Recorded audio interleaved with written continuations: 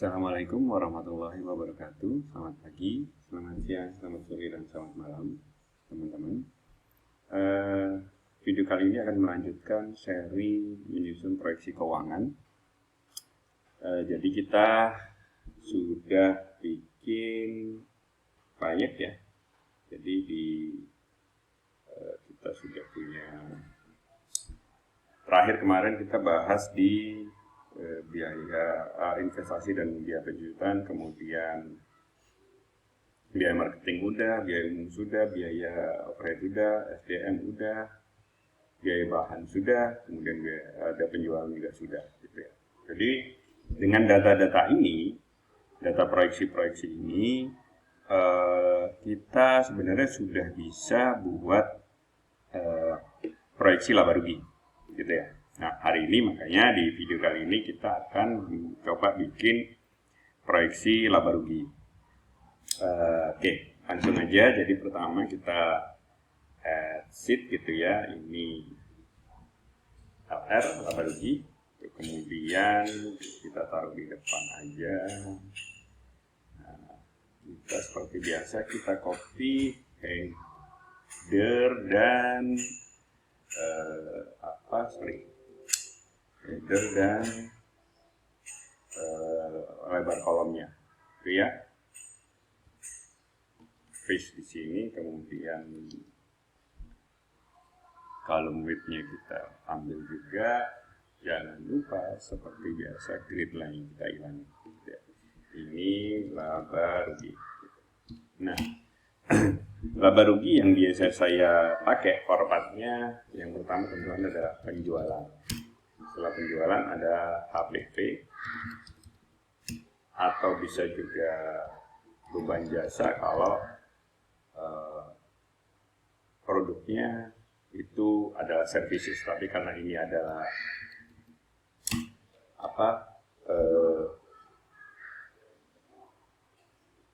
manufaktur gitu ya, kita pakainya HPP atau COGS gitu ya. Nah, oke. Tapi sebelum masuk ke sana, yang akan saya pakai nanti sebagai HPP itu adalah biaya bahan, biaya SDM, dan biaya overhead, gitu ya. Biaya bahan, biaya SDM, dan biaya overhead. Nah, ini nanti akan saya masukkan sebagai HPP. Nah, HPP itu kan sebenarnya harga pokok penjualan ya. Nah, sebenarnya kalau kita cuma pakai biaya bahan, biaya SDM, dan biaya overhead itu kita jumlahkan, itu jatuhnya sebenarnya bukan bukan harga pokok penjualan, tapi harga pokok produksi, gitu ya.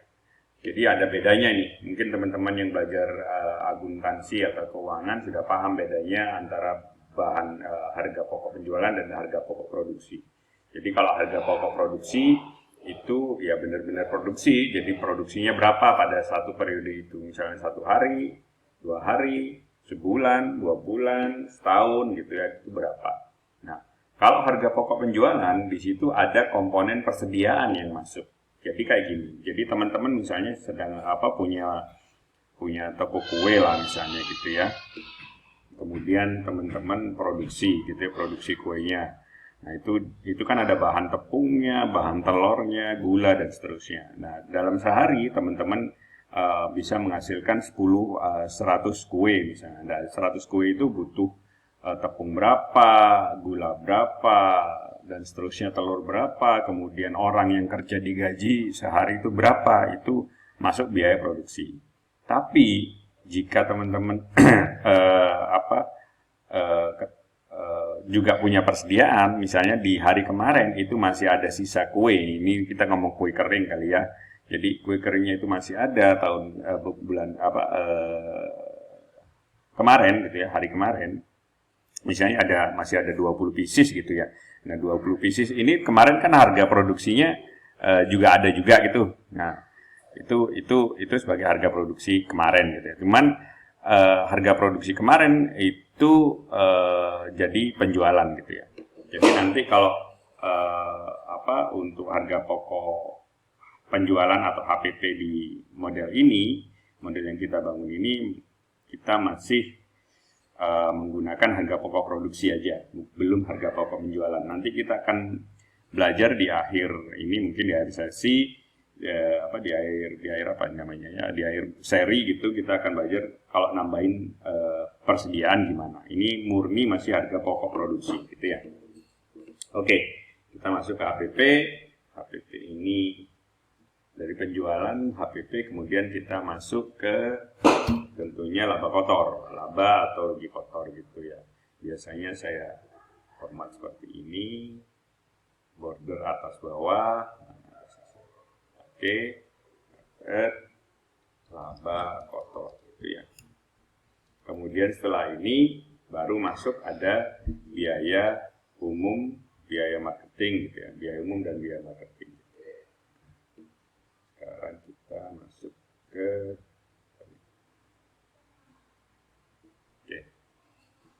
itu biaya umum dan biaya marketing adalah biaya beban operasional gitu ya, atau operational expenses gitu ya. Itu ada biaya umum dan biaya marketing gitu ya. Kemudian setelah ditambahin atau dikurangi dengan biaya operasional, maka akan muncul laba usaha. Kemudian ada pendapatan atau beban lain-lain.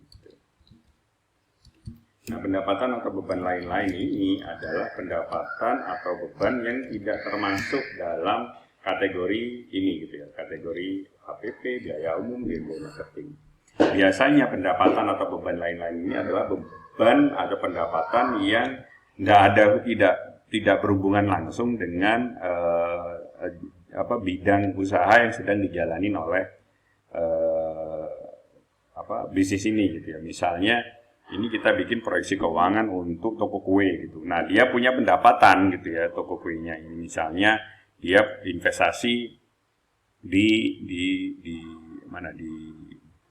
saham gitu ya. Jadi toko kuenya dia punya saham di perusahaan lain gitu. Misalnya toko bangunan gitu ya. Nah, di toko bangunan ternyata dia dapat keuntungan gitu, profit sharing gitu ya. Nah, pendapatan itu seperti itu bisa masuk ke pendapatan lain-lain. Misalnya juga pendapatan dari bunga deposito gitu, itu bisa masuk di pendapatan lain. Beban lain-lain juga gitu. Beban lain-lain adalah beban yang nggak ada hubungannya dengan bisnis yang sedang dijalani oleh bisnis tersebut jadi misalnya beban ini beban keuangan, misalnya beban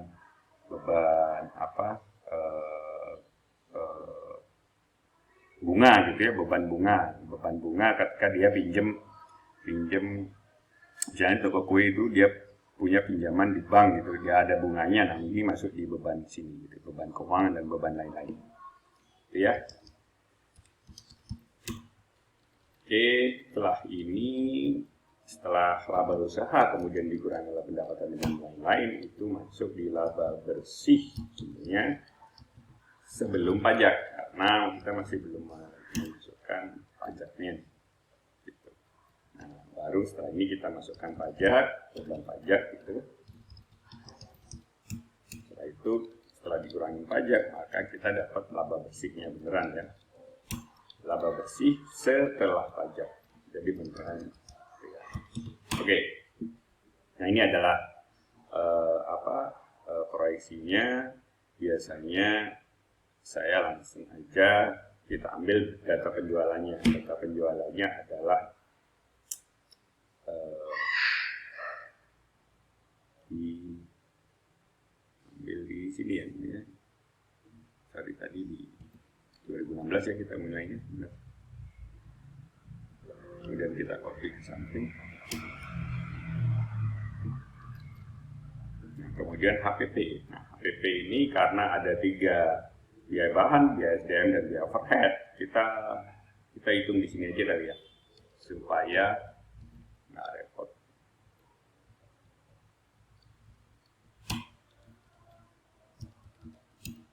ini ada biaya bahan, biaya SDM, biaya overhead. Gitu. Kemudian kita jumlah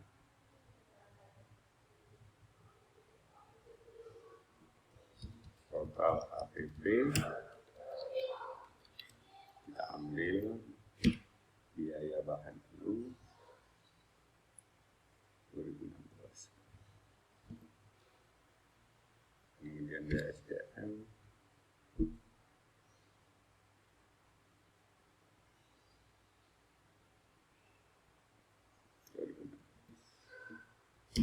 kemudian biaya overhead juga 2016.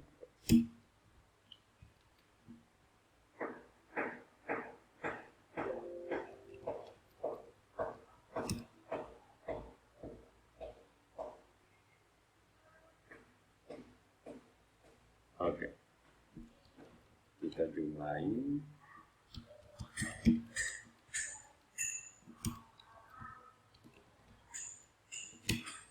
Oke ya. Nah, sekarang kita masukkan. Nah, sebelum itu kita lihat ternyata penjualannya mulainya di tahun 2017. Jadi konsep matching cost and revenue itu kalau kita memasukkan di 2016 itu sudah ada biayanya, makanya nggak bisa, jadi nggak match antara matching cost. Jadi dia operasinya di tahun 2017 berarti itu artinya di tahun 2016 juga nggak ada cost juga karena dia juga nggak ada penjualan dan dia diasumsinya belum beroperasi gitu. Tapi karena kita asumsinya berhitung untuk proyeksi ini dasarnya itu adalah rate-nya di tahun 2016, maka kita harus masukin untuk perhitungan, untuk kertas kerja. Tapi untuk masuk di laba rugi perhitungan proyeksi keuangannya kita nggak masukin. Jadi kita mulainya di tahun 2017. Nah, biasanya saya kalikan min 1 untuk dapetin angka minusnya dari jumlah itu, karena setelah itu saya akan menjumlahkan. Jadi kalau begini kelihatan gitu mana yang jadi pendapatan, mana yang jadi pengeluaran gitu ya. Jadi kalau pendapatan sudah jelas pasti angkanya plus gitu ya.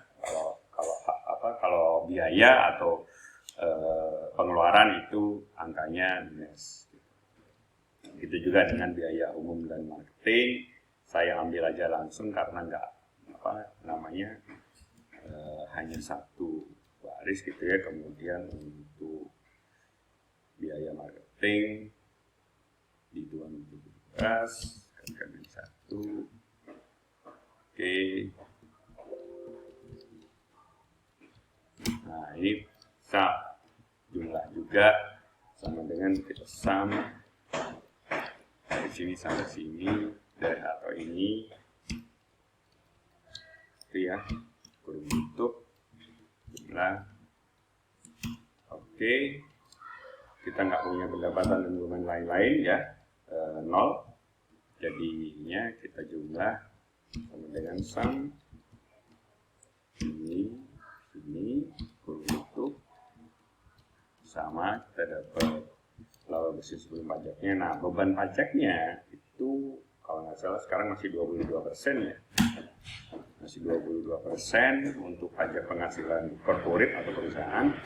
Nah, artinya kalau misalnya proyeksi saya biasanya kalau di atas 0 maka dia kena pajak. Tapi kalau kalau dia itu 0, laba bersih sebelum pajaknya 0 atau kurang atau minus gitu ya, dia nggak dikenakan beban pajak. Maka ini kita pakai if, sama dengan if kalau ini lebih besar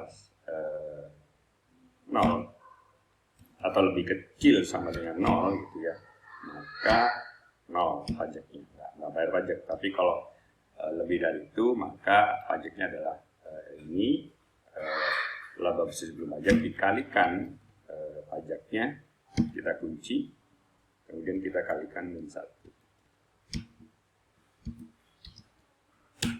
Oke, karena ini kenapa saya kalikan min 1? Karena ini kan pengeluaran ya, kalikan min 1.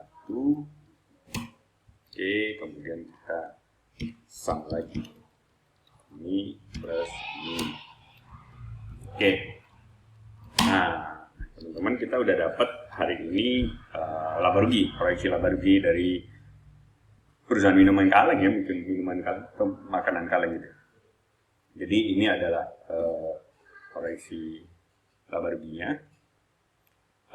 Next kita akan bahas mengenai bagaimana membangun arus kas dan neraca. Untuk arus kas dan neraca nanti kita akan ada tambahan kertas kerja lagi, yaitu modal kerja. Gitu. Oke teman-teman, gitu aja. Terima kasih sudah nonton video ini. Jangan lupa untuk subscribe di channel kita, like jika teman-teman suka dengan video ini. Jangan lupa share juga ke teman-teman jika teman-teman merasa video seperti ini bermanfaat. Terima kasih, selamat pagi, siang, sore, dan malam. Wassalamualaikum warahmatullahi wabarakatuh.